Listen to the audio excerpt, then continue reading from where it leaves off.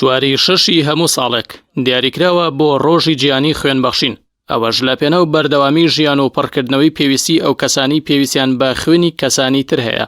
ساڵانە بەهۆی نەخۆشیە درێژخایەنەکانی وەک سالاسیما و ئەو نەخۆشیانەی کە خوێن دەسووتێنن، یاخود بەهۆی جەنگ و ڕووداوەکانی هاتوچۆ خەڵکانێکی زۆر لە سەرانسەری جیهاندا تووشی کەمی خوێن دەبنەوە و پێویستیان بە بڕێکی زۆر لە خوێن هەیە و لەو پێناوەشدا چەندان ڕێکخراوی خۆبەخش دروست بوون بۆ هاندانی کەسانی ساخ بۆ بەخشینی بڕێکی خوێنی جەستیان بە کەسانی خاوەن پێداویستی.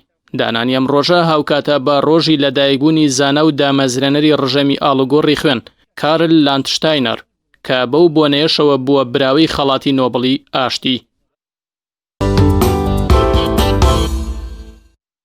14 ساڵی 1928 لە دایکبوونی پزیشک و نووسەر و سەرکردە و شۆڕژگەڕی ناوداری کوبی چیکی ڤارا لە شاری ڕۆساریۆی ئەرژەنتین.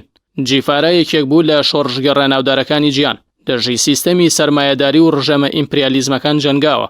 بە هۆی کاریگەریەکەیەوە سەرکردەی زۆربەی وڵاتان گفتوگۆ و دیداریان لەگەڵ سازداوە.